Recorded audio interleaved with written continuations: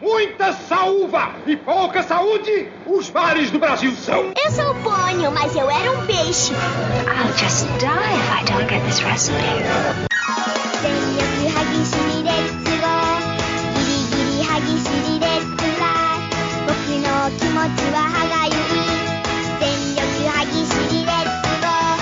O mundo vai explodir!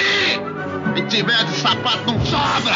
Pode sobrar, não pode sobrar! Como estão seus sonhos? Forget it, Jake. It's Chinatown. Eu não quero ser seu amigo, Rick. Eu só quero um café da manhã. Será que é uma pessoa só? Não, Claire, é todo um coral mormon fazendo as ligações obscenas de Natal. Bom dia, cinéfilos! Estamos aqui no mais novo episódio do podcast Ponto Cego. Eu sou o Thiago, seu apresentador, e junto comigo está... Rodrigo Avalanche. Rodrigo, como essa é a sua primeira vez aqui no programa, você poderia se apresentar pra gente? Então, vamos lá, galera. Meu nome é Rodrigo, a galera me conhece como Rodrigo Avalanche, nas minhas redes sociais também vai estar também como Rodrigo Avalanche, né? Sou tatuador atualmente, né? Comecei vai fazer aí 1 ano. Tem uma página que está um pouquinho parada aí por conta de coisas que aconteceram aí na pandemia e tal, mas em breve eu vou voltar com ela. O nome da página aí, para quem se interessar, vai estar no Facebook, também no Instagram, que é o Relembra Filmes. E, Rodrigo, você viu algum filme essa semana que você gostaria de indicar para os nossos ouvintes? Cara, eu assisti um filme que eu vi assim nos grupos do Facebook lá de filme de terror, o mais novo filme da A24. Posso estar pronunciando errado aí, mas eu vou deixar do jeito que eu entendi, que é Saint Maud, que é um filme aí que a galera veio falando muito mesmo, que é sobre o fanatismo religioso, a forma que as pessoas se punem perante as coisas que acontecem e acha que a melhor forma de você resolver uma dificuldade de sua vida é partindo para o lado religioso. E se você não procura também um especialista, alguém de uma área assim, para entender o seu problema, você pode tomar decisões precipitadas, entendeu? É um filme assim que foi bacana, ele tem uma atmosfera muito boa, ele é simples, ele não é exagerado, ele tem umas coisas ali que você fica preso no filme. Ele tem 1h30 assim, o final dele meio que pode agradar muitos e decepcionar muitos.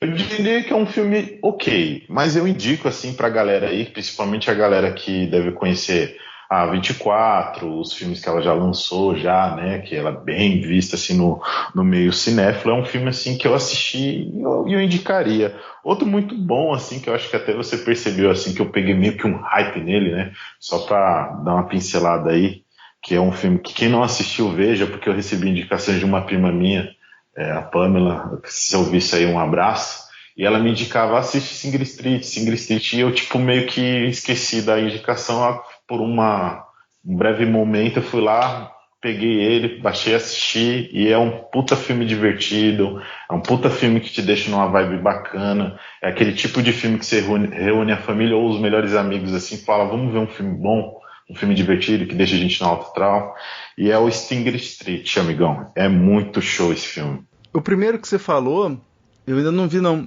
mas as pessoas estão recomendando muito esse filme. Eu até fiquei muito interessado quando eu tiver um tempinho, porque ultimamente só tenho visto filme pro podcast, mas quando eu tiver algum tempo de sobra eu vou querer assistir. O outro, o Sing Street, é maravilhoso, eu gosto muito desse filme, fiquei apaixonado quando assisti.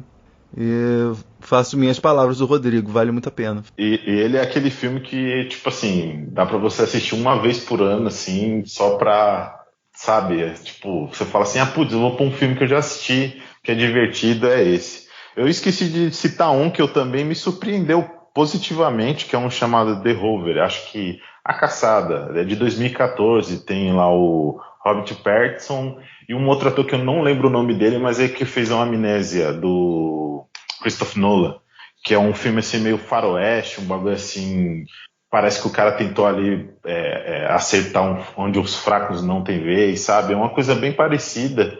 E também foi um filme assim que eu gostei muito, tá ligado? Que é aquele filme que não se sai bem do jeito que a gente espera que ele vai, sabe? Ele vai por um caminho ali que você que nem eu falo, vai agradar muitos e vai decepcionar muitos. Mas só bom pontuar aí que é uma dica e é um filme que eu vejo poucas pessoas falando sobre ele. Estou anotando aqui para colocar na minha lista para ver se assisto esse filme também, Rodrigo. Obrigado. Imagina. Eu conheci o Rodrigo lá em grupos no Facebook, né? E eu acho que o Rodrigo foi a primeira pessoa com quem eu conversei nesses grupos, né? A nossa amizade surgiu daí, surgiu que a gente gostava muito de cinema e aí a gente acabou ficando amigo. Meu Facebook é novo, ele é de 2018, né? Mas a primeira pessoa que eu conheci, a primeira amizade que eu fiz na internet foi com o Rodrigo. E aí eu chamei o Rodrigo para participar e aí perguntei qual era o tema. Ele me sugeriu filmes que nos fizeram nos apaixonar por cinema, e eu adorei a ideia e calhou justamente de ser no nosso 50º programa, e aí eu acho que foi um casamento muito feliz. Então, já que o tema é esse, eu pergunto para o Rodrigo, como surgiu sua paixão pelo cinema? Então, Tiagão, bora lá. Só para dar um acréscimo no que você falou, né? Não só isso, né, cara? Como eu percebi que a gente, além de gostar de cinema, tinha uma coisa muito bacana, né? Que em meio a um cenário, assim, que a gente vive, eu lembro que muito das nossas ideias, assim, de posicionamento, assim, até políticos, assim, eram muito que semelhantes, né? A gente questionava também não só a questão do cenário político, mas também como o cenário político interferia no cinema, né? No cinema brasileiro, na arte, na cultura, que são coisas assim que numa oportunidade são coisas que tem que ser levantada, tem que ser questionada, porque até saiu um resultado aí, né, que nos pré-indicados do Oscar, que o Brasil ficou de fora de tudo ali, né? Até um documentário que teria o diretor lá, o Barbenco, né, que é o diretor conhecido aí pelo Beijo da Mulher-Aranha, o Pichote ali do Mais Fraco, que é um documentário que foi muito bem quisto no mundo inteiro, mas por falta de incentivo do nosso país, incentivos de campanha, a gente está perdendo essa oportunidade e é muito triste a gente ter que assistir isso e não, sabe, e não poder fazer nada, né? Mas vamos lá, para não sair da pauta, amigão, então, a gente poderia, né, falar de vários filmes assim e falar sobre eles, mas eu acho que ficaria muito longo, né? E, assim, eu reuni assim, uma leve de momentos, né, com base em alguns filmes que me fizeram introduzir nesse mundo do cinema, né. Tudo começa por influências, né. O Thiagão vai poder falar aí da parte dele, o que influenciou ele.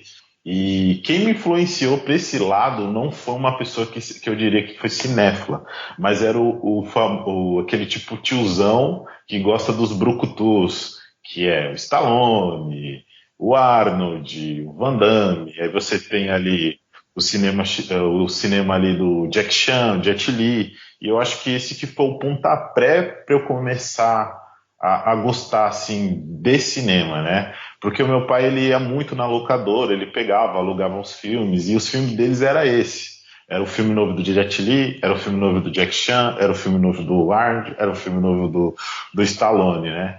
E era uma coisa que eu gostava muito, de ir na locadora, escolher os filmes, aí ele escolhia os filmes dele, aí ele deixava eu escolher uma animaçãozinha ali e tal, e isso pegou muito, né, esse negócio da locadora quando criança, né.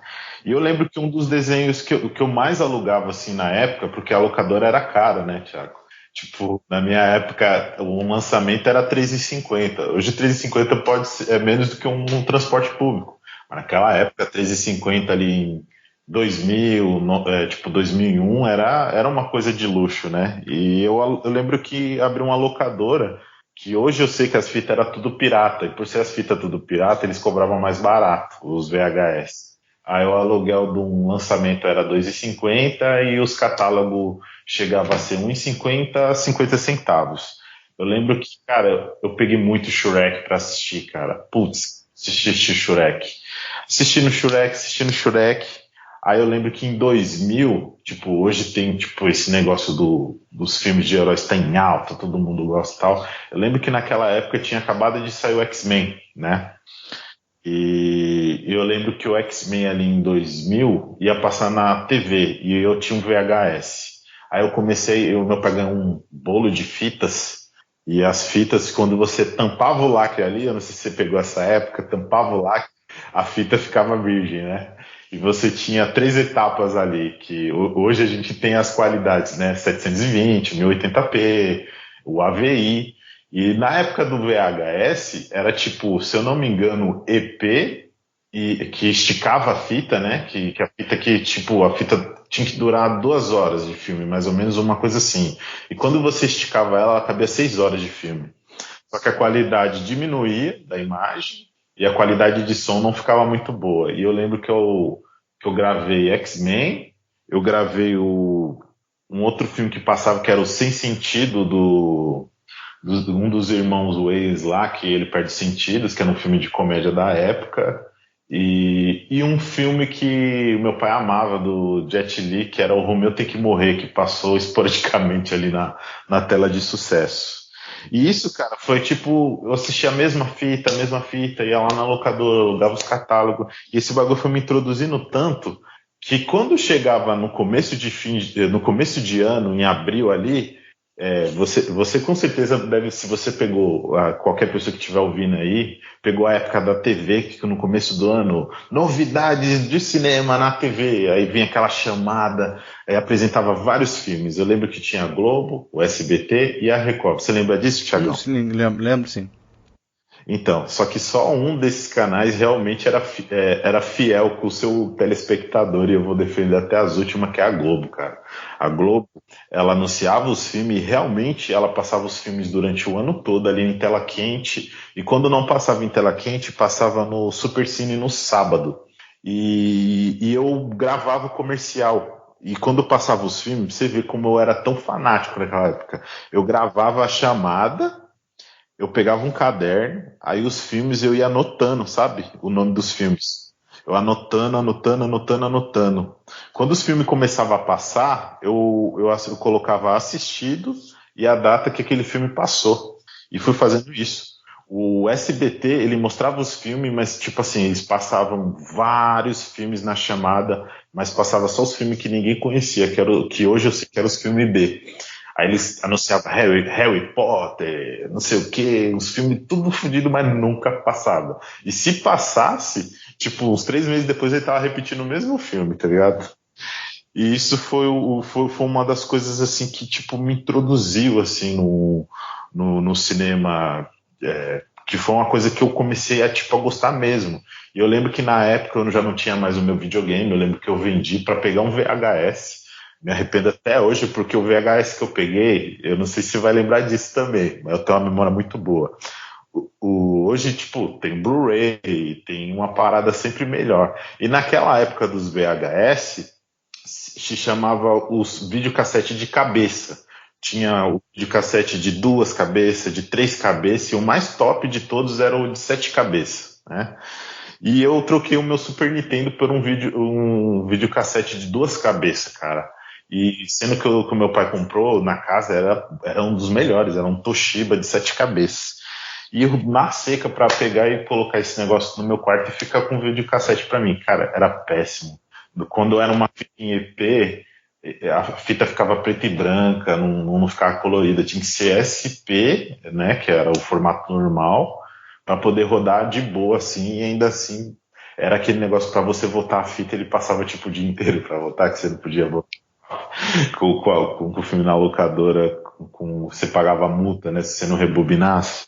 Então o acesso naquela época era muito difícil, e eu acho que isso é uma coisa que eu vou dizer hoje é maravilhoso, né, o acesso à informação é muito mais fácil, mas o acesso também reduzido naquela época fazia com que a gente explorasse um pouco mais o que a gente tinha em mão, né? Hoje em dia é muita informação para pouco tempo, e naquela época, em 2001 até, eu diria, 2008, era muito tempo e poucas informações, né? E pouco conteúdo. Hoje em dia você faz qualquer coisa em qualquer momento que você estiver parado. Naquela época não, você tinha TV, você era escravo da TV aberta, você era quem tinha TV a cabo ou morava num lugar periférico que tinha possibilidade de gato, ou você era uma pessoa muito privilegiada que podia pagar uma TV a cabo, né? No meu caso, eu era uma pessoa que morava no bairro pobre e não tinha possibilidade de gasto, porque lá, pra você ter ideia, não tinha nem, tipo, o acesso a telefone era difícil, imagina, tipo, o acesso a TV a cabo, né? E isso foi uma das coisas que foi, tipo, foi crescendo em mim, foi crescendo muito em mim, mas eu queria saber como foi a introdução. Eu, sendo bem sincero, foi em 2013, assim, tudo bem que de 79 para 2013 teve muita coisa, né? Inclusive, nos anos 90, meu pai era dono de uma locadora, né? Eu acho que eu mencionei isso lá no episódio que a gente fala sobre cinema da retomada, né? Que o Domingos de Oliveira faz uma homenagem lá pro meu pai.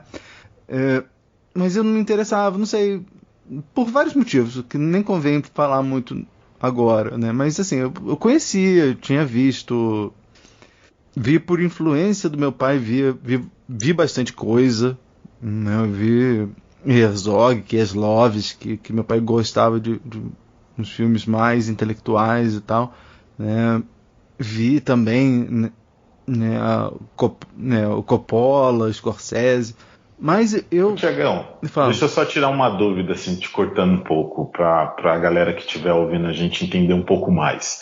Você sabe me dizer de onde o seu pai tirou esse gosto, eu não vou dizer peculiar, mas não médio, né? Muito difícil. Se hoje em dia, tipo, o cinema médio tá em alta com a galera e tal, na época do seu pai é muito mais, tipo, como eu posso dizer, muito mais difícil o acesso.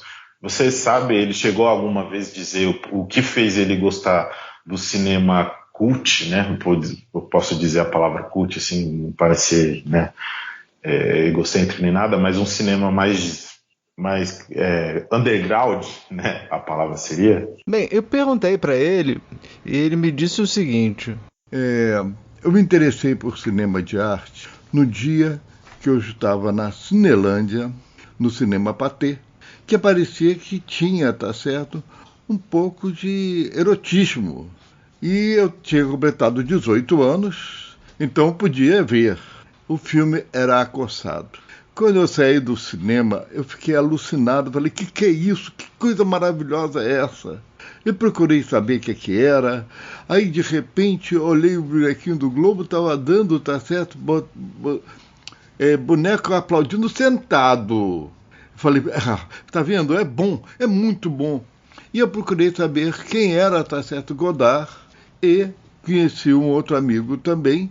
Então começamos, tá certo, a interessar pelo cinema e comprar, inclusive, a cahier de cinema, tá, para ver, tá certo, quem eram esses caras.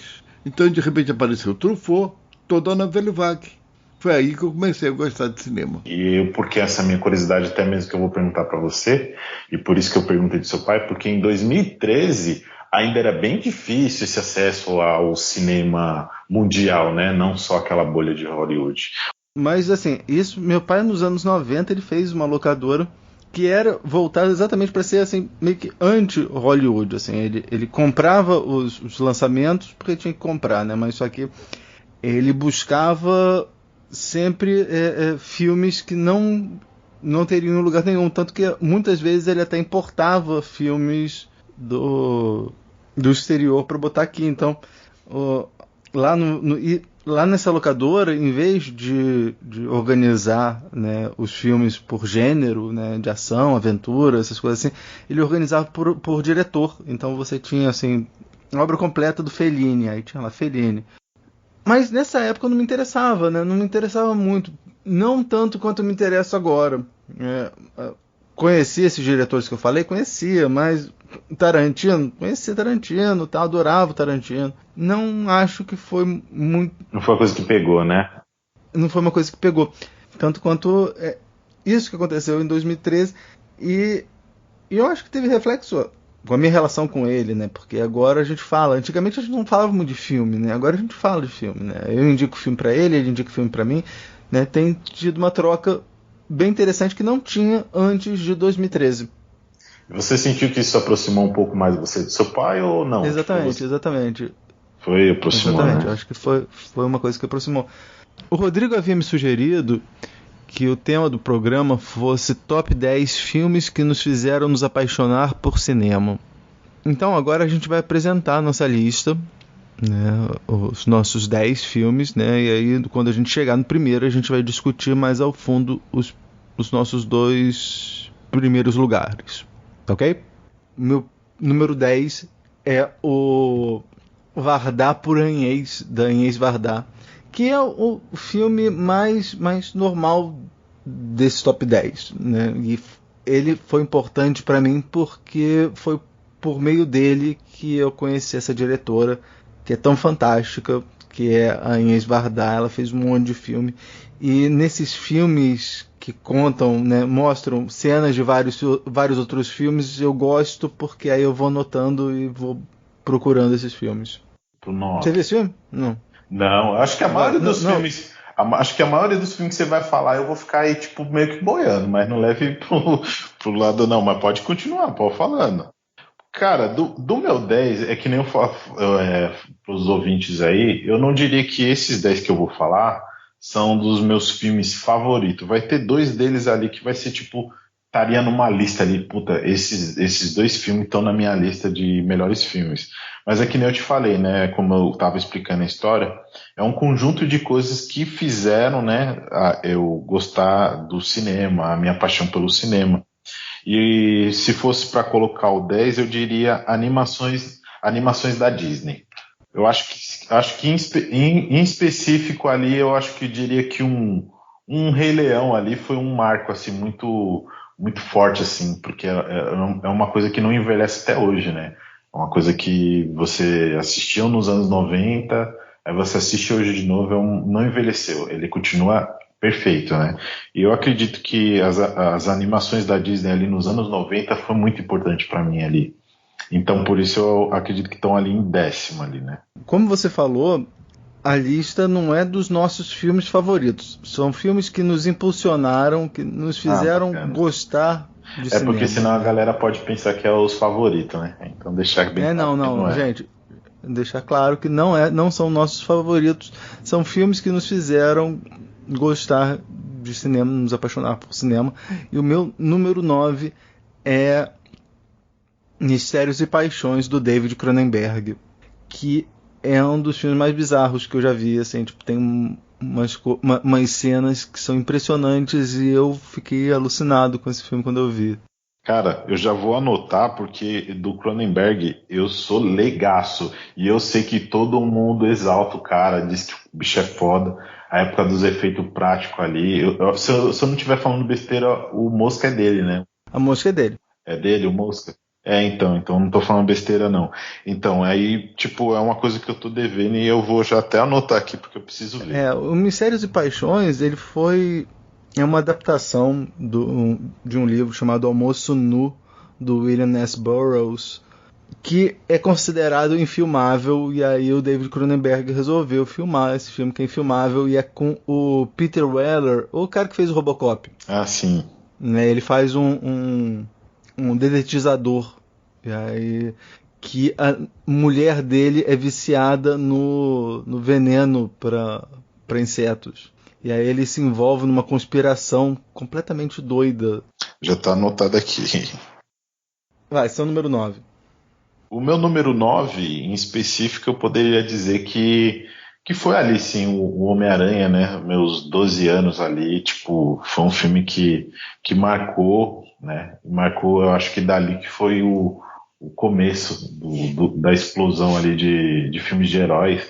Eu lembro que no mesmo ano que lançou o Homem-Aranha, lançou o Blade 2 e o Resident Evil, né? O primeiro Resident Evil lá, que era uma adaptação do jogo e tal. E eu lembro que depois que eu também assisti aquele Blade ali, o Blade 2 do Guilherme Del Toro lá, nossa, é um filme que também, assim, até envelheceu bem, continua bacana. E com esse Homem-Aranha aí, você viu, né? Sai já o Blade, sai aí alguns anos depois veio o Quarteto Fantástico e veio essa leva que até hoje faz muita gente, como é que fala, né? Abriu porta para outras drogas, né? Os filmes de herói foi bem isso. Pode falar aí o seu 8º, amigão. Meu oitavo é Rocky Horror Picture Show. Putz, tô devendo esse, cara. Eu tenho ele ali esperando a Jaque pensa em pôr direto e a gente sempre enrola pra pôr. A importância desse filme pra mim é eu conseguir aprender uma das minhas bandeiras atuais, que é sobre o que a gente chama de filme cult aqui no Brasil. Porque lá fora, aqui no Brasil a gente não sabe bem o que é filme cult. Vamos ser sinceros, a gente não sabe. Geralmente quem define o que é filme cult no Brasil é o curador do Telecine Cult. Porque qualquer coisa que ele botar lá no Telecine Cult, as pessoas acham que é cult. Sim, sim. Lá nos Estados Unidos é diferente. O que eles chamam de cult movies são filmes que não tiveram retorno financeiro na época que eles foram lançados. Não foram reconhecidos na época, mas após o seu lançamento foram aclamados. Seria isso? Não necessariamente. Eles foram aclamados por um grupo de fãs específicos que formam um culto em volta desse filme. Então, esses filmes, geralmente, quando lá fora a gente fala de cult movies, a gente está pensando em filmes obscuros, né? Filme de terror, filme exploitation, e filmes que não são muito conhecidos pelo grande público nesse sentido, não no sentido de que tem uma qualidade intelectual diferente, né? O que determina um filme ser considerado um cult movie é justamente nessa relação que o filme tem com o seu público seguidor de fãs, né, que eles chamam de cult following. E o Rocky Horror Picture Show, ele é isso porque, assim, desde que lançou, tem sessões noturnas desse filme em vários cinemas do mundo. E as pessoas vão lá, se bem que agora eu não sei como é com pandemia, mas antigamente era assim, e as pessoas iam lá fantasiadas dos personagens, e tem toda uma liturgia de coisas que você tem que falar, né, quando tá assistindo. É um musical, só que o público tem uma relação, o público que gosta desse filme tem uma relação quase de culto mesmo, né?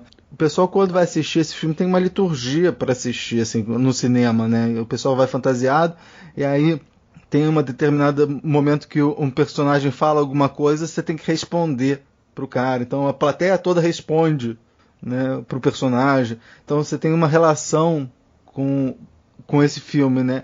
O que determina se o filme é cult lá fora ou não é justamente essa relação que o filme tem com o seu culto. Por isso que vem o cult, não é de culto de pessoa culta, mas o cult vem de culto de grupo, de culto, que fazem culto a um filme. Então, aqui a definição é tipo, bem aquilo, né? O filme cult é aquilo que não está fazendo parte do público médio, que não faz parte do sistema comercial, não foi um filme que teve divulgação, não é um filme que você para na roda de bar, você vai falar dele, todo mundo conhece, né? É bem isso mesmo. Oitavo, vou encabeçar 2 filmes que eles fazem parte de uma união ali, né, pra mim. Escola de Rock e Tenacious D, do Jack Black, cara. Foram 2 filmes, assim, que eu amava ver, assim. Na época eu tinha uma sobrinha que ela era novinha, pequenininha, e a gente sempre colocava, assim, eu tinha que ficar cuidando dela. E eu colocava, e ela sabia as falas, e eu sabia as falas, eu sabia as músicas, e os 2 são filme meio que musical, né? E são filmes que, pra mim, também, o Tenacious D é galhofa, né, total, mas eu acho que Escola de Rock ainda é um filme que você vê ele hoje e ele continua sendo um filme gostoso, ele continua sendo o que seria um Sing Street, assim, pra gente, né? Ele continua sendo um filme good vibes, um filme alegre, um filme divertido, e eles encabeçam ali a 8ª posição, que foram filmes importantes, assim, na minha vida. Meu 7º agora é House, que a gente discutiu no episódio de Casas Mal-Assombradas. Realmente me impressionou esse filme, justamente o trabalho do Bayashi de usar todas as técnicas possíveis que ele tinha em mão dentro de um filme. Eu achei isso sensacional e eu recomendo, tanto que quando o Rodrigo Damasceno ele esteve aqui e aí a gente ia falar sobre filmes de Casa Mal-Assombrada, eu bati o pé, ele mesmo fala no episódio, né, que eu bati o pé, falei assim, não, você vai ver House. Fiquei muito feliz que ele gostou, e é um filme que realmente me marcou muito. O meu 7º da lista, eu diria que também vou encabeçar aí, não vou colocar um filme específico, mas vou encabeçar aí a época de ouro ali dos anos 2000 do Jet Li e Jack Chan, cara. E em especial, eu diria Romeu Tem Que Morrer, e do Jack Chan eu colocaria ali o Bater e Correr, que é com ele o Owen Wilson lá. Tipo, foram 2 filmes assim também que encabeçava ali numa sexta-feira à noite. Eu sempre assistia com o meu pai ali. Então foram filmes assim que ainda, tipo, eu lembro assim, falo, putz, esse filme, se não fosse eles, eu também não veria o que eu vejo hoje, porque os filmes do Jack Chan e Jet Li foram muito importantes ali pra mim. Pode encabeçar aí acho que a sua sexta, né? 6ª posição. Na minha 6ª posição vai Bandido da Luz Vermelha. Eu adoro esse filme. Foi um filme que serviu para me fazer a redescoberta, né? Me causar a redescoberta do cinema nacional. Eu já tinha visto alguns dos clássicos do cinema novo, como Macunaíma, Vidas Secas, mas foi justamente esse filme do cinema marginal, né, O Bandido da Luz Vermelha, que justamente pela estética dele, que me fez, né, querer conhecer mais o trabalho do Rogério Sganzerla. A minha 6ª posição também encabeça aí um filminho brasileiro. Coincidência, né? Primeiro, no 8º, eu falei sobre um musical, você falou de um musical também. É verdade. Agora a gente está falando de um filme brasileiro. Então, esse filme brasileiro, cara, ele ganhou mais peso ao longo dos anos, quando eu fui envelhecendo, fui me politizando. Aí você assiste o filme, revisita ele várias vezes, aí ele começa a tomar uma dimensão absurda. E esse, no caso, é um dos meus filmes favoritos, assim. Ele encabeçaria ali, acho que complicado, mas encabeçaria uma lista dos melhores filmes que eu já assisti na minha vida, que é Cidade de Deus. Eu acho que Cidade de Deus ele é um marco histórico, ele é uma obra-prima. Lógico, quem gosta de cinema sabe a importância desse filme, mas eu queria que todo brasileiro entendesse a importância que Cidade de Deus tem para o Brasil e enxergar ele com os olhos não só de filme, mas aprender coisas que você jamais aprenderia até numa escola, sabe? Porque tudo tá ali, sabe? Tudo tá ali bem explicadinho. Tipo, quem estiver me ouvindo, eu diria até para quem não vê esse filme há muitos anos, assistir ele e encabeçar aquele documentário em seguida, 10 anos depois de Cidade de Deus. Eu não sei se você já viu, eu indico muito, porque ele é como se fosse um complemento de ficção e realidade, que tipo, é como eu posso dizer que um filme de 2002 segue muito atual, porque o documentário dele já faz tempo que saiu esse documentário e ele segue muito, tipo, fala assim, gente, vocês assistiram um filme, ele foi bom, impactou, mas ninguém aprendeu nada com ele. É isso que você entende. E você vê assim, você fala, puta, que filme importante. E eu lembro que no mesmo período assim também saiu o Carandiru, né, que também foi um marco ali, foi importante. Eu revi ele recentemente, ele continua um filme muito bom, mas Cidade de Deus, de fato, para mim é um dos filmes assim que é um dos filmes mais importantes e eu acho que também é um dos melhores filmes de todos os tempos, assim. Pode encabeçar aí o seu 5º da lista. Meu 5º é Tag, do Sion Sono, que foi um filme que a gente já falou aqui no programa, e ele serviu justamente para me apresentar a obra desse diretor, que é meu diretor favorito, que é o Sion Sono. Eu gosto demais desse filme, e sempre que eu puder eu recomendo esse filme. Então, vamos lá, pro meu 5º. Deveria ser tipo, nossa, os filmes de herói eu poderia falar, mas cara, eu não vou ficar alisando não, eu vou dizer pra você que Vingadores ali em 2012 foi muito importante, ele foi, não é um dos meus filmes favoritos, eu gosto mais dos recentes e tal, sempre vou ser um cara que eu vou defender os filmes de super-herói, mesmo ele sendo hoje odiado por uns e amado por outros. Eu acho que Vingadores assim foi um marco muito, muito importante para o cinema, eu até diria. Ele pode ter muitas consequências, né, do que depois da febre de filme de super-heróis, mas ele construiu uma coisa que você, como eu dei o exemplo do Homem-Aranha, se eu falava que o Homem-Aranha era uma coisa que eu via lá quando criança nos desenhos, falava, putz, isso daqui não dá para fazer um filme, você imaginar personagens que você vê ali, animações também, juntos, sendo feito tudo de uma forma palpável, né? Não sendo muito fake. Eu acho que é um avanço muito grande, foi muito foda, foi impressionante e encabeça ali sim o quinto da lista. Agora me diz aí o que encabeça ao quarto da lista. É o Faster Pussycat Kill Kill do Russ Meyer. Foi um filme que tem um nome nacional. Em português não, né? Foi um filme que me fez gostar não, mas me fez refletir mais sobre o cinema exploitation norte-americano, que é uma das coisas que eu gosto. É um tipo de gênero, a gente pode chamar ele assim, mas é um tipo de gênero que eu gosto, né? Que é o cinema exploitation. O seu quarto, Rodrigo? O meu quarto filme seria... Cara, foi um filme assim que foi difícil, né, de assistir ele. É um filme doloroso. Eu diria que é um filme muito pesado até.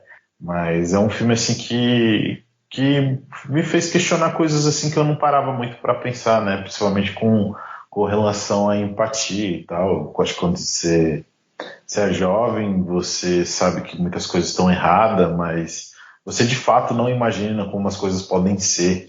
E eu acho que Meninos Não Choram, né?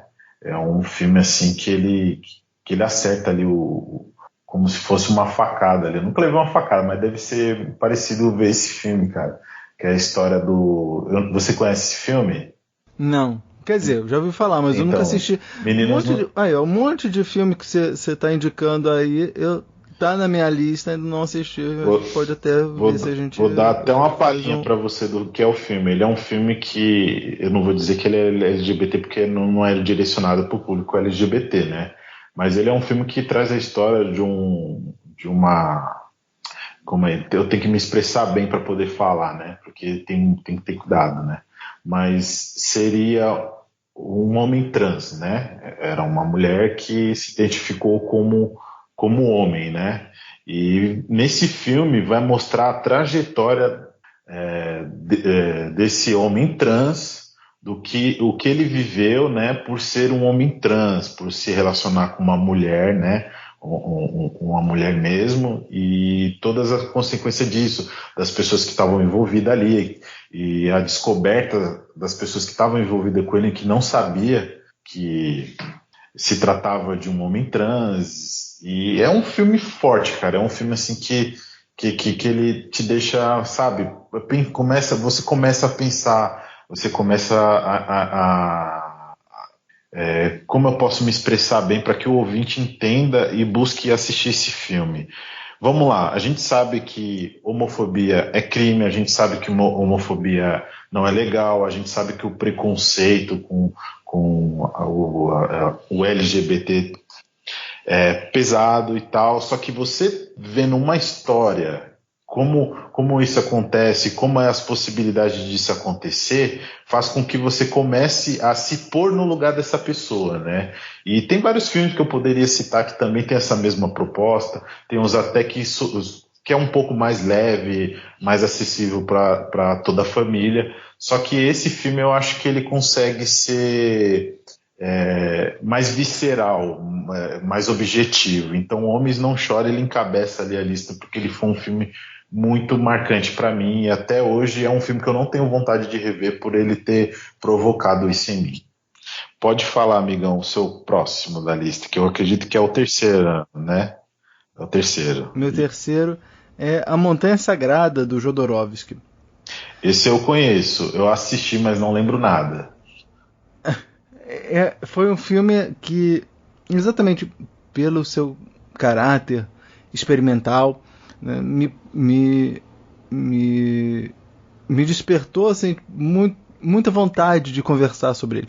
Algum dia a gente planeja falar sobre ele no programa, porque tem muita coisa que dá para falar sobre ele. O Jodorowsky, assim como o Sion Sono, é um dos meus diretores favoritos. E aí, ver esse filme depois... Eu tinha visto El Topo quando eu era moleque. Quando tinha... Moleque não, né? Quando eu tava lá com os meus 20 anos, eu assisti o El Topo. Mas aí eu deixei de ver Jodorowsky por uma década, assim. Em 2013, quando teve o lançamento do documentário dele, do Duna, é que eu falei assim, tem o Jodorowsky. Eu fui ver. E aí fui ver o Montanha Sagrada e adorei. O seu terceiro? Meu terceiro, cara, foi um filme que abria aquele leque de o plot twist, né? Esse termo, pra galera que estiver ouvindo, eu duvido que não saiba, mas a maioria deve saber, é aquela virada, né? Aquela coisa que virou ali a trama e você fica, uau, puta que pariu, como isso aconteceu e tal. Mas foi assim que esse filme que foi que me abriu, né, o leque para conhecer vários plot twists aí, dos mais conhecidos como David Fincher, me esqueci o nome do... Não é que eu me esqueci, que é difícil de falar mesmo, o cara lá do Sexto Sentido. O Shyamalan. Isso, apesar que ele tem muito filme duvidoso, né? Mas aí você pega os plots, os caras que, né, colocam isso todo o filme, mas o que fez assim eu ir procurar esse tipo de filme, né, foi o Nevoeiro. O Nevoeiro foi um filme assim que o final foi uma das melhores coisas assim que eu vi. Tem gente que odeia esse filme por conta do seu final e tal, e eu amo. E ele também é um dos filmes que encabeçaria ali, um dos meus filmes favoritos. Sei que ele tem algumas coisas técnicas assim que dá para questionar, mas o final dele para mim foi surpreendente, porque eu tava me pondo no lugar do protagonista, e quando você assiste, dependendo da pessoa que você tá, né, você sempre comenta, eu ia meter uma bala na minha cabeça, eu ia fazer não sei o que, eu ia jogar tudo pro alto, e quando você vê que o cara faz isso, algo semelhante, né, tipo, não posso dar, é difícil não dar spoiler, né, mas acredito que a maioria da galera já tenha assistido. Eu não sei se você assistiu já o Nevoeiro. Ufa. Então, aquele final que deixa aquela arma, tipo, você ficar amargurado, aflito, triste, é uma coisa boa, porque como eu estava acostumado a ver muito filme que o final dá tudo certo, você pegar um final que é totalmente diferente daquilo que você está acostumado é maravilhoso, cara. Eu lembro que na época eu indiquei para minha cunhada detestou, ficou puta. Como você põe um filme desse? E é um filme que eu revi depois umas 3 vezes com outras pessoas, e era muito gostoso de você ver a reação de quem não tinha visto o filme, tipo, caramba, que final é esse? Então ele é um filme ali que encabeça ali fácil a terceiro como um dos filmes mais importantes, porque foi ele que me abriu esse leque do plot twist, que foi onde eu já comecei a sair daquela bolha. Eu comecei a procurar filmes argentino que tinha essa pegada, filme coreano que tinha essa pegada do plot, né? Eu lembro que depois disso eu conheci aquele filme do 9 Rainhas, do Darín. Você também tem aquele O Segredo dos Seus Olhos, também com Darín, e foi aí que também fui buscando David Fincher, e a maioria dos filmes que tinham essa tipo, o plot twist, né? Você pegava um Operário, os filmes do Nolan, então esse filme aí encabeça, e eu queria saber aí o que tá em segundo lugar aí na sua lista, amigão. Discreto Charme da Burguesia, de Luiz Buñuel. Esse filme, a importância dele é que foi o primeiro filme que eu escutei um podcast sobre, e foi o episódio do Projection Booth. E aí toda a relação que eu tenho com o podcast vem desse filme, vem desse episódio do programa, né? Porque eu tinha assistido a esse filme alguns dias antes. Aí eles fizeram esse episódio e eu adorei. É um filme surrealista, como boa parte da obra do Buñuel dessa fase, e realmente tem uma influência tremenda nesse programa, né, no podcast Ponto Cego. Bacana. E algum desses filmes, antes da gente chegar no pódio aí de number one, algum desses filmes aí que você citou, ele encabeçaria uma lista dos melhores filmes que você já assistiu na sua vida?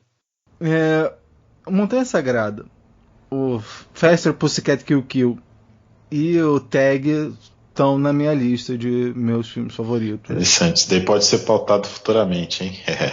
Uhum. Esse é o número 2. Esse daqui, ele tem um lugar especial também na minha lista de melhores filmes, né? Porque na época que ele saiu, eu não sabia nada sobre ele. Eu sabia que ele tinha uma possível cotação no Oscar. E ele foi um filme que, tipo, acabou com o meu preconceito para filmes que são musicais, né? É um preconceito besta, né? Porque como eu estava citando para você os filmes da Disney, todos eles são animações, mas são musicais, né? E a galera, não sou muito fã de musical, sendo que a gente passou praticamente a vida inteira vendo esses filmes musicais, né? Só que a gente não parou para pensar nisso, né? E eu poderia citar outros filmes, mas ficaria um pouco repetitivo, né? Porque como eu falei de filmes de herói, no caso, Os Vingadores, esse filme mexe muito com o telespectador pela empolgação, pela aquela construção, que nem um exemplo, eu poderia dizer que Ultimato foi a minha melhor experiência no cinema, porque foi uma coisa que eu vivi desde lá, você viu, a gente começou o podcast eu falando pra você a importância que os filmes de heróis tinham pra mim, muito antes de ser tipo um viral, né? Então eu poderia dizer fácil, Ultimato foi a minha melhor experiência, de fato foi uma coisa muito foda. Foi muito incrível, porque eu acompanhei toda essa trajetória desde o começo. Mas aí você entrar no cinema para ver um filme que você acha que vai ser ruim, e ele, tipo, te deixa ele mexe com você começa a ver coisas que você não vê no filme, principalmente a questão técnica, de direção. O nome do filme seria La La Land. Provavelmente todo mundo que tá ouvindo você conhece. Mas foi um filme, cara, que, tipo, eu saí do cinema e minha esposa falou assim, nossa, filme que vibe gostosa, que não sei o que, eu tô muito feliz com esse filme. Eu olhei pra cara dela e falei, você tá doido? Você assistiu o mesmo filme que eu? O cara deu vontade de abraçar o cara no final, mano. Deu vontade de ir lá na tela, assim, abraçar o cara pra falar, mano, não fica assim não, mano, fica bem, tá ligado? E toda a parada da direção do filme, assim, eu fui um cara que eu nunca fui muito de prestar atenção nessa parada técnica de fotografia, como eu falei, eu ia muito pela experiência, né? E eu reparava na fotografia, e eu reparava nos lances de plano sequência, assim, quando começa já o filme ali, um plano sequência musical espetacular, aí entrava na segunda música, e tipo, o cara pula de uma sacada de uma casa, a câmera gira, e depois as meninas dançando, a câmera sobe, vira, e foi uma coisa assim, cara, muito especial pra mim. Eu sei que esse filme divide opinião, tem gente que gosta, tem gente que não gosta, mas eu lembro que quando eu saí do cinema foi um dos filmes que, tipo, que mais me tocou, assim, depois que eu saí do cinema, que eu fiquei semanas pensando sobre ele, eu revi ele muitas e muitas vezes, e é tanto que eu gostei tanto desse filme, cara, que quando teve uma orquestra sinfônica oficial do filme, tá ligado? Tipo, eles passaram pelo Brasil e eu fui, cara, e tipo, a experiência do filme foi muito, muito mais, tipo, muito mais superior do que tá ali vendo a orquestra tocando as músicas na sua frente, tá ligado? Pra você ter ideia como foi o impacto do filme. E olha que no dia que a orquestra tocou, ficava no telão o filme rolando, né?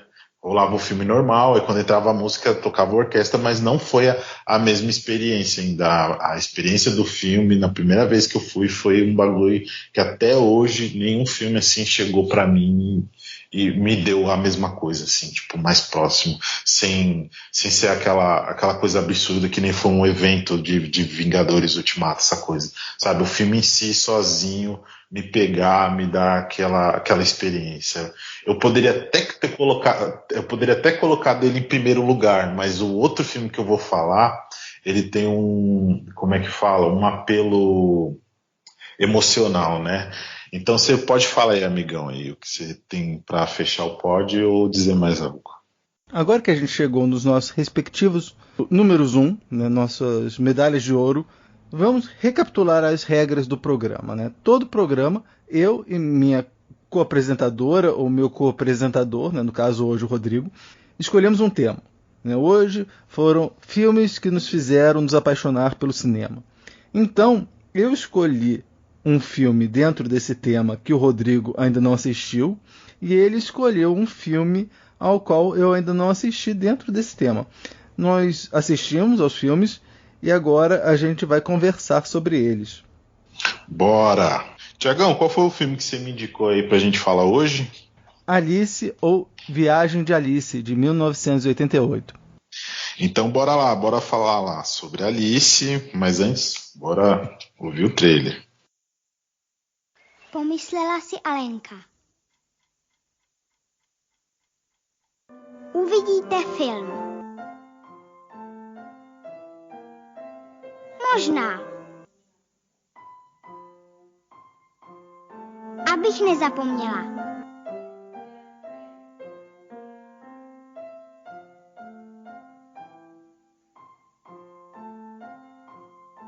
Teď musíte zavřít oči. Jinak nic neuvidíte.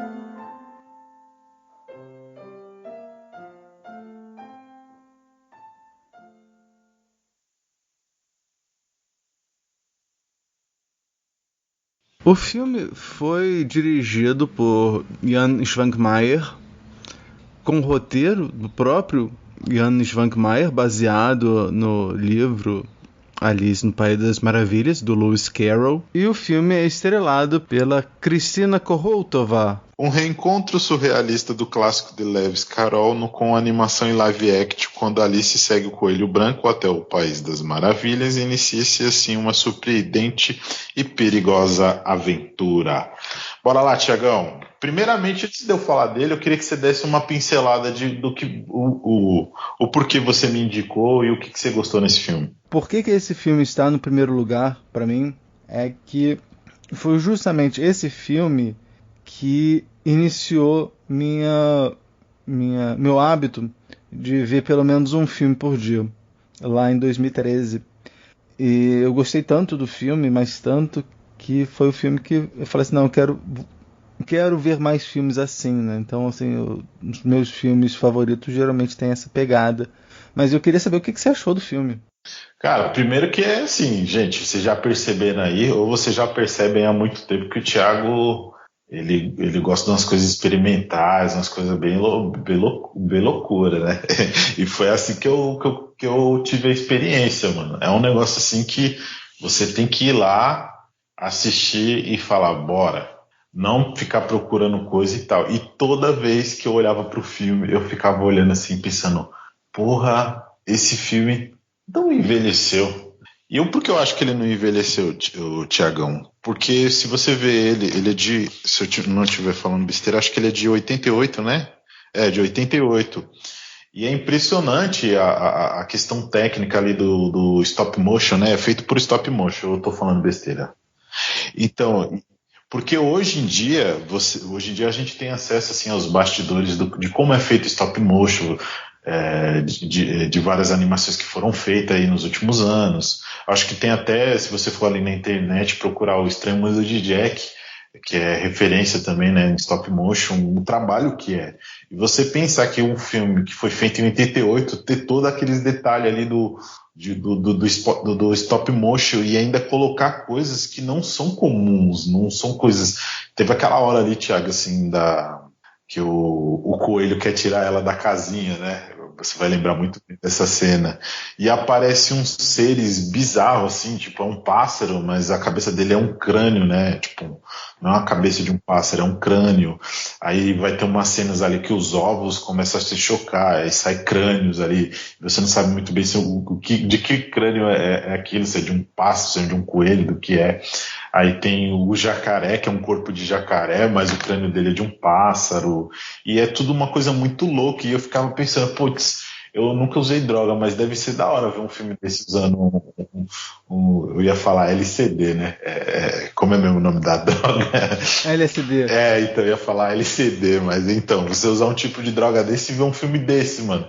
Acho que a pessoa vai, tipo, viajar legal, porque o filme é isso, né? É a viagem de Alice, a tradução para português, né? E é uma viagem do caramba mesmo, mano. E eu gostei, cara. É um filme assim que é óbvio eu falar isso, né? Eu não entendi muito do que ele se propõe e tal, mas eu entendi que é uma leitura de alguém que tem uma coisa muito louca na cabeça, e ele falou, putz, eu vou transferir isso para uma película, para um filme, né, cara? E ele consegue fazer isso muito bem, porque ele dá agonia algumas vezes. Eu não vou dizer que ele é um filme perturbador, porque eu acho que a definição de perturbador pode confundir as pessoas, né? Às vezes a pessoa acha que perturbador é o terror extreme francês ali, né? Aquelas cenas de violência gráfica que você fica incomodada ali vendo em tela. Não, às vezes alguma coisa perturbadora pode ser algo que você olha assim e foge, te desperta alguma coisa que você fica, nossa, que coisa estranha, né? E tem alguns momentos ali que ele incomoda, né? Que você olha assim e te busca estranheza. E o efeito sonoro também do filme, ele é muito bem, ele é bem pontual ali. Você vê que ele quer incomodar de alguma forma. É no roer dos dentes do coelho, né? Quando o coelho bate os dentes ali, aquela batida. O fato do coelho, eu acredito ali, uma pelúcia, e ele tá aberto e sai aquele pó de serra de dentro dele, ele pega, ele lambe. As cenas onde os bichos estão passando a manteiga no relógio. É um filme muito louco, cara. Mas eu gostei sim, mano. Eu achei muito legal, mano. O propósito o Svankmajer, ele nunca gostou da versão da Disney pro livro do Lewis Carroll, né, pro Alice. Por quê? Porque o história da Alice é um sonho. Então, ele, em vez de retratar o Alice no País das Maravilhas como um conto de fadas, como tinha feito a Disney, ele vai apresentar o filme como se fosse um sonho, né? Então a linguagem dele é essa linguagem psicodélica, surrealista, porque é assim que é o sonho, né? E justamente, exato, se você reparar, as figuras que aparecem nesse País das Maravilhas, com todas as aspas possíveis, são figuras que estão no quarto dela quando ela está dormindo no começo do filme. Sim, no final fica implícito isso, né? Exatamente. Todas as coisas estão lá, né? E aí ela usa, né, o inconsciente dela se manifesta por meio desses instrumentos que já estão lá, desses elementos que já estão presentes no quarto dela. Eu achei bacana, só que é aquele negócio, né? Como a gente fala, né? É o tipo de filme que já é para um telespectador avançado, assim, a gente que já está introduzido no cinema. Eu acho que se uma pessoa que tem a referência à Disney com uma produção do tipo, a pessoa vai ficar puta, né? Porque você vê, porque ele acaba o filme de uma forma seca, né? Ele não deixa aquilo tipo, será que foi real? Será que não foi? Ele deixa claro, tipo, foi um sonho da Alice. Aí ela começa a olhar para os lados e mostra todas as referências do sonho dela que você vê ali no longa, né? Então, tipo, ele é seco, ele chega, mostra e tal, e não fica enrolando, né? Mas eu achei bem legal, cara, eu gostei muito. Principalmente, eu acho que, pra mim, o que pegou mesmo foi como eles conseguiram fazer o filme em 88 daquela forma, sabe? Tudo muito bem feito, assim. O Svankmajer, esse foi o primeiro longa dele, mas ele já trabalhava com stop motion desde os anos 60. Uau! E ele é meio que um dos maiores nomes de stop motion lá da República Tcheca. Ele faz filme até hoje. Até hoje eu vi, acho que em 2018 ou 2019 teve filme dele, né? E ele geralmente não faz filmes para criança, né? É engraçado que no começo do filme, né, a Alice fala assim: agora vocês vão ver um filme feito para criança. Talvez esse filme não é para criança. É, né? verdade. Quer dizer, você pode até tentar botar criança para ver esse filme, mas eu não sei o que vai acontecer com essa criança depois. É que nem eu falei, se ela assistir sem referências, ela pode gostar, mas se ela ver com referências, ela pode estranhar bastante. É para causar estranheza, né? Você falou do som, né? Esse som, a ausência de música, né? Você tem a música no começo, a música no final. Não tem uma trilha. A trilha é bem seca ali. Eu percebi que é muito do que está acontecendo no cenário. A batida do dente, a batida do negócio, a batida do pé, uma coisa que cai. Quando ela mexe a tesoura, o barulho da tesoura. É bem pontual ali o efeito sonoro. Que ajuda, né, o filme ser mais estranho. Sim, não, e mais estranho ainda que assim, todos os diálogos, já que é aquilo, né, é um sonho, né, então logo todos os personagens são aspectos não, mas são o inconsciente da Alice falando, então todos os personagens são dublados pela atriz que faz a Alice. Sim, e aí, como se ela estivesse lendo um livro, né? Exatamente, para você ter mais certeza disso, assim que fala a frase, né, você tem o personagem falando a frase com a voz da Alice, e aí você corta por um close-up extremo dos lábios da Alice, a Alice falando assim, disse o fulano, assim, disse o coelho branco, disse o chapeleiro louco, disse a Alice. Exatamente. Sempre mostra, para aumentar essa estranheza, né?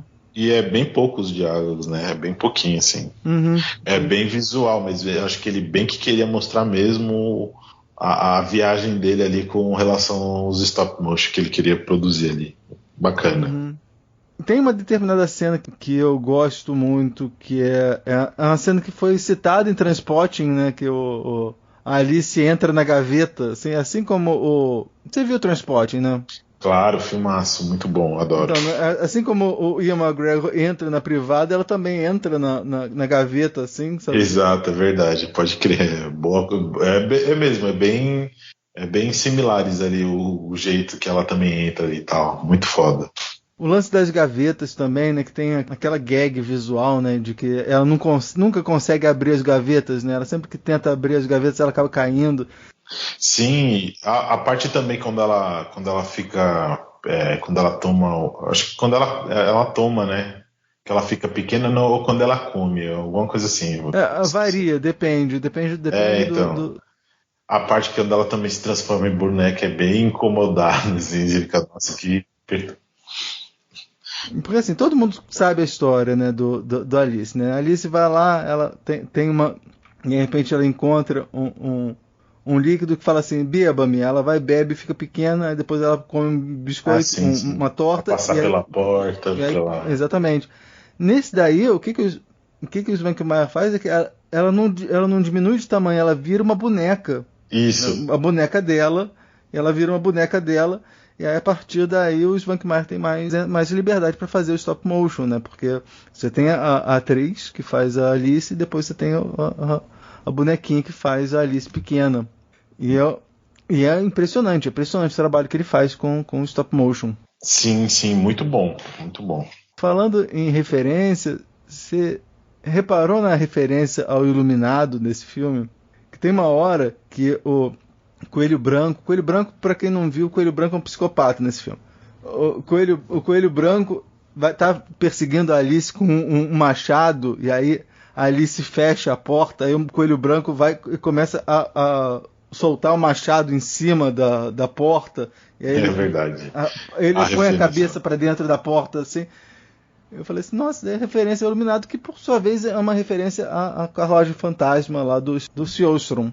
Mas eu adorei, eu gosto muito desse filme.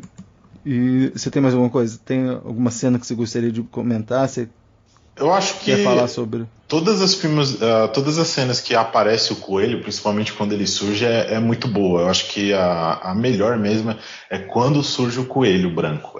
Acho que para mim é a melhor cena, porque ele tá ali dentro do, como posso dizer, um aquário, algum tipo de aquário, alguma coisa, e ele vai fazendo tudo através daquele espaço que ele tá, né? Tanto que no final, tipo, mostra ali o aquário quebrado, né? E você não sabe se aquele aquário já estava assim antes de começar toda a brisa dela, ou se de fato aquilo realmente tinha a possibilidade de ter acontecido. Mas é que nem eu falei, eu acho que a intenção dele era ser seco, né? Falar que era tudo coisa da cabeça dela. Mas eu achei legal também pontuar ali o aquário onde ele surge todo quebrado. E pra mim essa foi a melhor cena, acho que foi a melhor, porque dali você fica, caramba, que bagulho bizarro. E a batida dos dentes incomoda muito. Não é? Vamos passar pro próximo então, Rodrigo. Qual foi o filme que você escolheu pra mim? Rapaz, eu te indiquei um filme aí que eu percebi que pouca gente conhece, e eu acho que ele é um filme muito bacana, que é um filme paraguaio, que é Os Sete Caixas, de 2012. Então, vamos conversar sobre Sete Caixas logo depois de ouvirmos o trailer.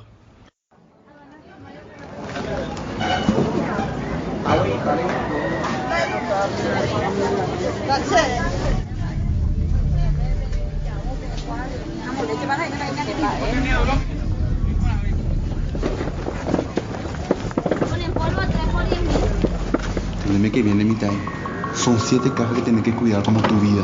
¿Entendiste, pa? Cuando las cajas vuelvan otra vez a sí mismas, te da la otra mitad.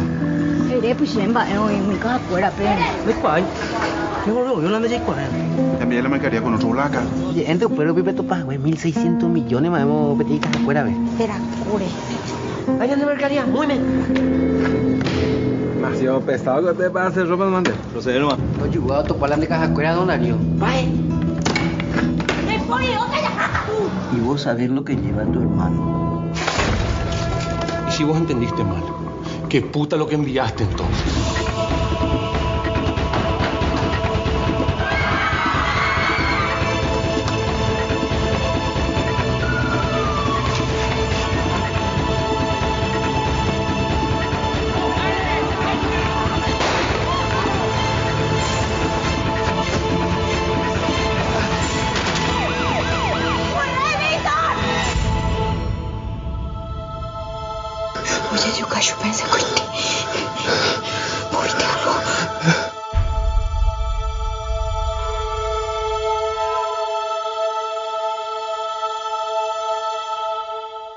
Sete Caixas foi dirigido por Juan Carlos Maneglia e Tana Chembori, com o roteiro de Juan Carlos Maneglia, Tania Chembori e Tito Chamorro. Trabalham no filme Celso Franco, Vitor Sosa, Lali Gonzalez, Nico Garcia e Paletita. A sinopse do filme: o carreteiro Vitor passa as horas vagas imaginando a vida de fama e admirando a coleção da loja de DVDs do mercado. O jovem enfrenta um mundo competitivo e precisa batalhar para conseguir os seus pequenos trabalhos, carregando as compras dos clientes. Certo dia, ele recebe uma proposta diferente: carregar 7 caixas com conteúdo desconhecido para ganhar uma nota rasgada de $100. Diga, Thiago, diga o que você achou desse filme. Não, eu primeiro gostaria de perguntar por que esse filme ocupa um posto tão alto nessa lista de filmes que fizeram você se apaixonar por cinema. Qual é a sua relação com esse filme? Então, ele traz um marco importante, assim, né? Porque, vamos lá, filme paraguaio. Quantos filmes paraguaios você conhece? Quantos filmes paraguaios alguém que eu conheço conhece, né? Acho que poucas pessoas vão conhecer um filme paraguaio, né? E esse foi um filme indicado... Esse foi o primeiro filme que eu assisti. Então, esse foi o primeiro e talvez o único que a gente assista, né? E ele que me indicou foi um amigo meu. Ele falou, putz, assiste esse filme e tal, ele é legal. E ele foi um dos caras que eu poderia citar na lista das pessoas, tipo, coisas que me fizeram assim amar o cinema, os filmes e tal. Porque ele já era muito cutizeira na época que eu conheci ele. Ele era um cara, sempre foi um cara muito inteligente, acho que ele vai fazer até mestrado em geografia. E ele era punk e tal, e a gente colava junto. Eu tinha 18 anos, ele tinha 17. Ele já conhecia filmes assim que eu não conhecia, tipo The Warriors. Ele conhecia aquele filme do Sex Pistols. Ele tinha uns filmes lá que eu não conhecia, Vai e Veja. E ele sempre foi um cara que sempre vinha me mostrando um filme mais fora da bolha de Hollywood. E ele me indicou. E eu, na época, estava muito nessa pegada de filme comercial, né? Filme comercial, o filme que tá todo mundo falando, o filme que tá indo no cinema. E esse filme Sete Caixas, ele meio que abriu o leque para eu sair dessa bolha. Foi o que eu tava falando pra você. Foi bem na época ali dos plot twist que eu fui vendo outros filmes que não fossem americanos, que eu fui pegando filmes mais... que não seja ali de Hollywood, né? Que eu fui conhecendo o cinema argentino, aí eu fui vendo filme paraguaio, eu fui vendo filme sueco, aí eu fui conhecendo esse lado, né, de sair de Hollywood. E é um filme bom, né? Eu não sei o que você achou, você vai falar aí pra gente, mas foi um filme que eu realmente gostei, que mostra que um filme pode ser muito bom sem precisar de Basta escolher atores esforçados, atores que sabem atuar, um bom roteiro, uma boa narrativa, até mesmo histórias que você pode se ver naquilo, né? Porque muita gente, quando vai ver cinema, quer enxergar alguma coisa ali, quer se identificar com algo. E você vê ali, né, que mostra um ambiente de extrema pobreza, um garoto muito jovem, já querendo ganhar um dinheirinho ali numa feira e tal, e eu acho isso muito bacana, né? E eu acho ainda muito mais como importante quando aquele filme daquele país ele tenta mostrar algo do país dele para outras pessoas, né? No caso, quando a gente veio falando aí de Cidade de Deus, a gente tem muito do que o Brasil é naquele filme. E eu vi que o Sete Caixas tentou fazer o mesmo, né? Eu acho que também o Cidade de Deus serviu de inspiração para eles fazerem o mesmo. Então é por isso que ele é um dos filmes mais importantes, assim, que me fez gostar de cinema, porque ele me abriu um leque de opções de qual eu não fazia ideia que eu poderia gostar. Agora você pode falar, Tiagão. Eu concordo com você. Eu acho que foi o primeiro filme paraguaio que eu assisti. Eu ia falar no outro que eu gosto muito de cinema tcheco e eu estou com intenção de a gente voltar ao cinema tcheco mais tarde nesse ano, mas também é um ponto de deficiência minha, é um ponto cego, por assim dizer, meu, o cinema latino-americano. Né? Eu conheço alguma coisa lá dos argentinos, mas de modo geral a gente acaba não conhecendo. Do argentino, assim, qual a referência que você teve assim do filme argentino? Eu vi alguma coisa do Armando Bo, alguns filmes da Lucrécia Martel, mas de modo geral eu conheço só os filmes com o Darín mesmo.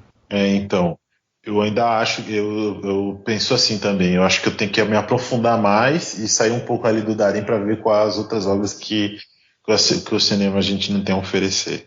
Uma coisa que eu achei interessante nessa sua escolha é que da relação do protagonista com o cinema, né? Porque você escolheu um filme, né? O filme que foi um dos responsáveis por você se apaixonar pelo cinema, mas ele conta a história de alguém que é apaixonado por cinema, né? Porque é uma pessoa que É verdade, ele quer se ver na TV, né? É verdade.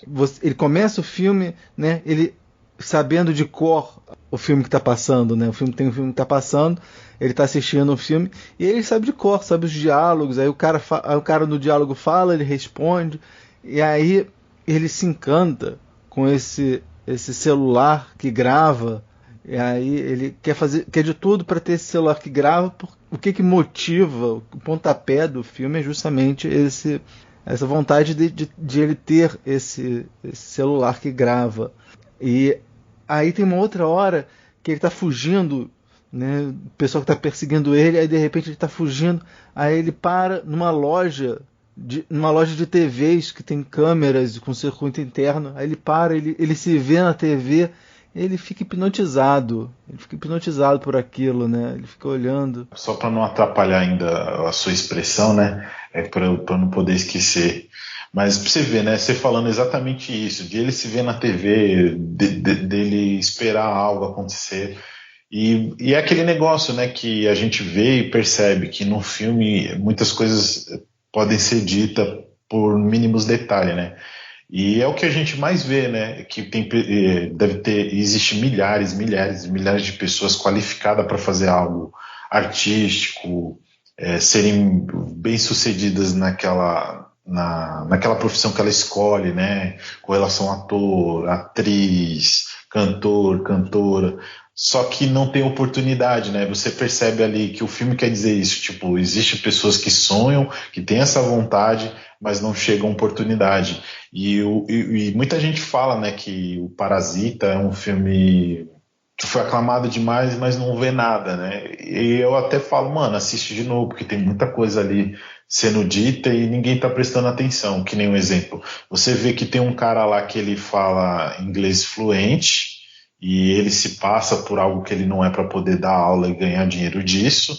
a irmã é super inteligente, faz as coisas e tal lá, só que ela só consegue através de um documento falso. A mesma coisa o irmão, o pai e a mãe. Todos eles têm qualificações, mas nenhum deles pôde executar aquelas funções por não ter tido um privilégio de comprovar que eles são qualificados para aquilo, né? Você vê que eles foram falsificando as coisas para ter as coisas e tal, mas você vê que são pessoas capazes.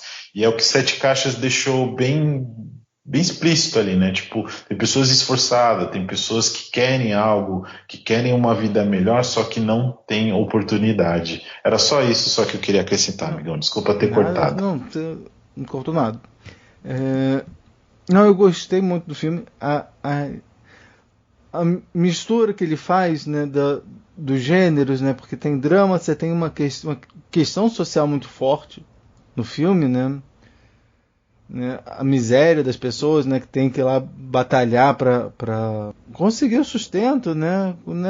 A gente fala do garoto que queria os 600 mil, não sei qual que é a moeda dele, mas estava precisando de 600 mil para comprar. Mas a gente entende, os 600 reais. Estava precisando de 600 que é um celular básico. Do celular, mas o outro estava precisando de 20 mil para comprar remédio para o filho. Né? O desespero das pessoas, né, por conta desse troço. E o desespero acaba deixando as pessoas em situações, como eu posso dizer, inseguras, né, do que pode acontecer, né? Tipo, uma decisão pode sacrificar a vida daquela pessoa, mas a situação é tão crítica que ela nem pensa nas consequências disso. Vamos contar melhor a história. Eu peguei a sinopse no Google, mas dá para expandir. Você podia falar mais detalhadamente sobre o que acontece no filme? Galera, se eu não me engano, o filme é assim. O garoto ele tem um sonho de comprar um celular porque ele quer muito ser um artista, se ver. Ele quer. Esse é o sonho dele. E aparece a chance dele conseguir esse dinheiro para comprar esse celular se ele se responsabilizar por 7 caixas. Só que essas 7 caixas, a gente nem o telespectador e nem ele sabe o que é. E com isso, o cara fala, toma conta dessas caixas, essas caixas não pode ser achada. E se eu me lembro, a polícia está ali ao redor procurando algo relacionado a isso. E a missão dele é praticamente isso, é fugir com as caixas para que ele não seja pego. E no decorrer disso, vai acontecer milhares de coisas que vai fazer sentido o porquê das 7 caixas. Boa, Thiago? Perfeito. Então tem uma determinada cena no filme em que o garoto está tentando entrar em contato com o dono das caixas e ele conversava com ele pelo celular. Posso ir? Não pode. Aí teve uma série de desencontros, né? E aí em determinado momento ele consegue ligar pro cara, só que o celular dele tinha sido roubado. E aí ele conversa com o assaltante vira e fala assim, não, agora esse celular não é mais do Dario, esse celular é meu. E ela fala assim, mas eu preciso encontrar com ele. Então olha, ele tá no lugar tal, você procura por ele. Aí ele chega e encontra o cara, né? É uma coisa que você meio inusitada, né? E uma coisa que eu gosto também é como as histórias se encaixam, né? Porque o Gus era o namorado da moça que estava querendo vender o celular, né? Porque a moça deu o celular para a irmã do Vitor, e aí para a irmã do Vitor vender, e esse celular era do namorado, que era o Gus, que é quem contrata o garoto para dar o dinheiro para comprar o celular. Eu achei interessante isso.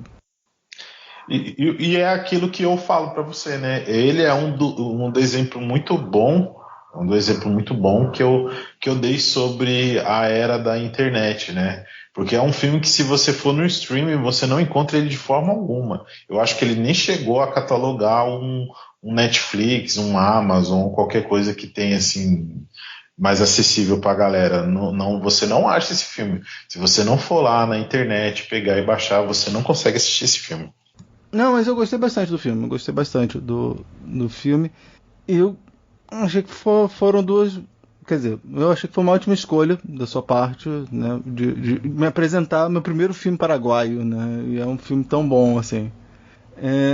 Vamos então agora falar sobre streaming no quadro Tem na Netflix?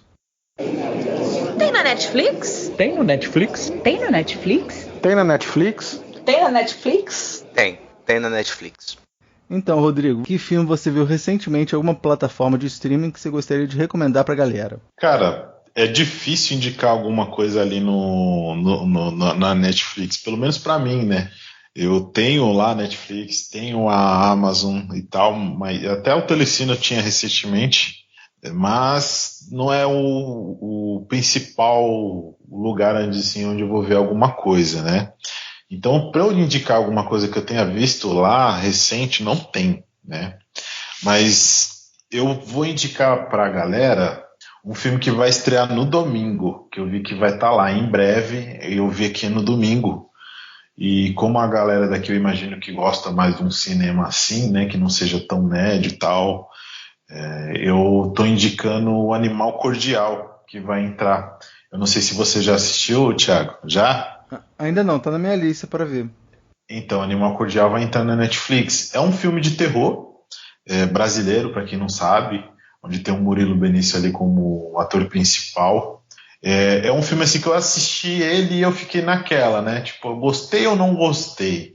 No começo, assim, eu tava adorando, eu tava, tipo, surpreso, né? Com o que estavam transmitindo ali no filme e tal. E eu acho que ali pro final ele meio que dá uma surtada, sabe? Ele tava pé no chão, mas sabe quando o filme surta? Como se fosse um filme trash.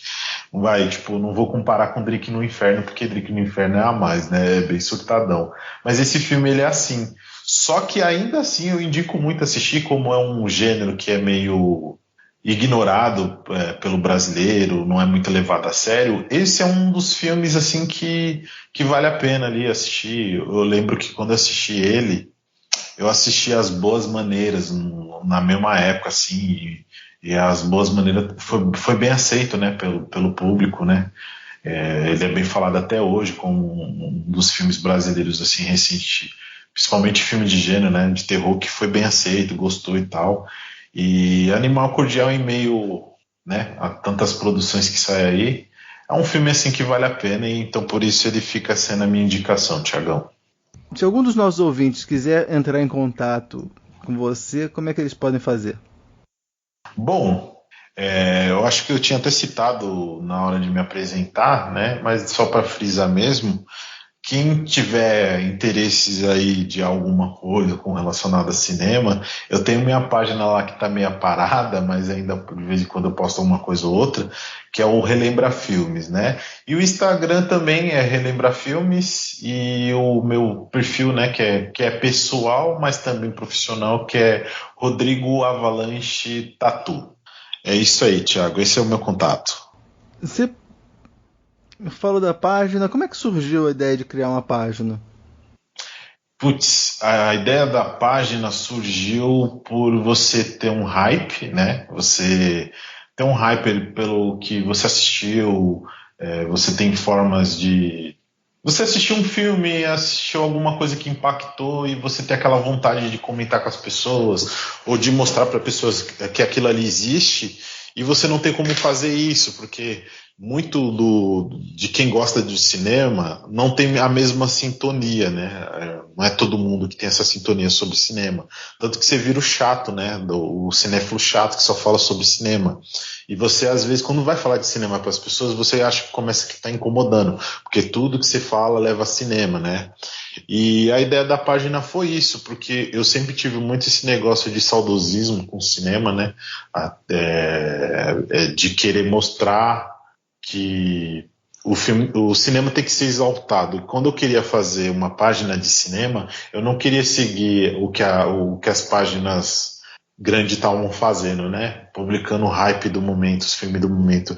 Eu queria mais contemplá-lo de alguma forma, ou com imagens, ou com trechos de filme e tal.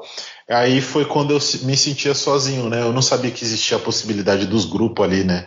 Do Facebook, que foi até o grupo que a gente se conheceu, que foi o Maldito Cinéfilos lá, eu nem sabia da existência. Eu falei, putz, eu vou fazer isso numa página, aí quem for do meu Facebook, eu divulgo a página e gosta das minhas postagens sobre cinema, vai começar a curtir a página, né? Porque é complicado, porque a única forma que você tinha era de expressar isso por postagem no Facebook. Só que você pensava, putz, quantas pessoas do meu Facebook gostam realmente disso, né? Então eu meio que senti um vazio nisso.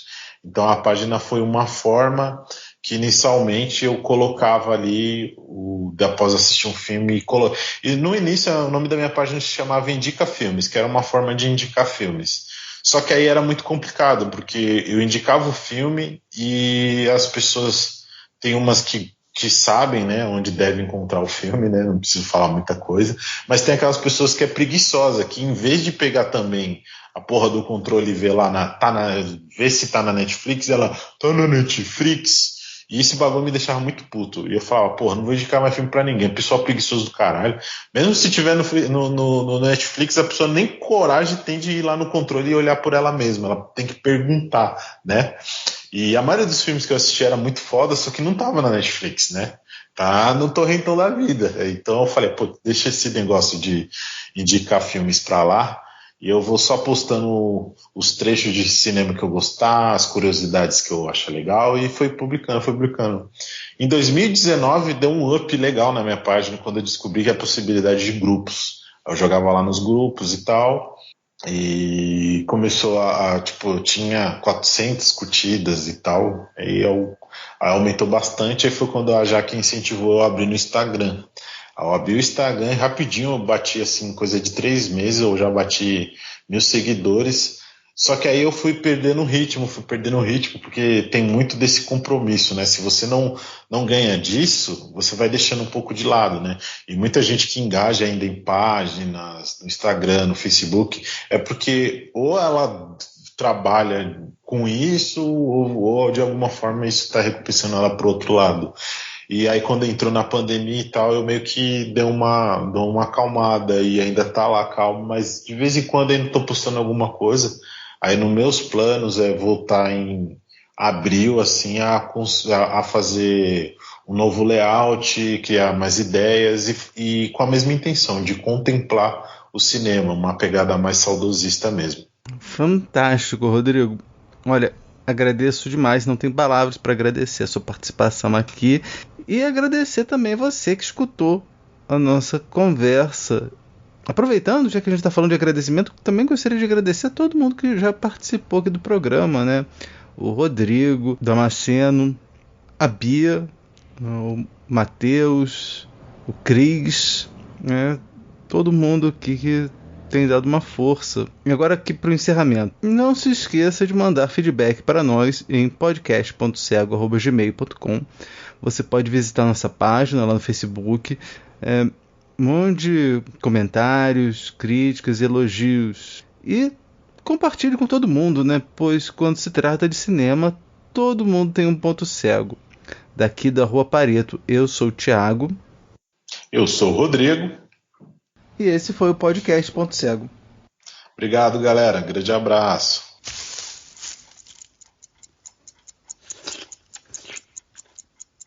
Bože, já určitě přijdu pozdě, řekl bílý králík.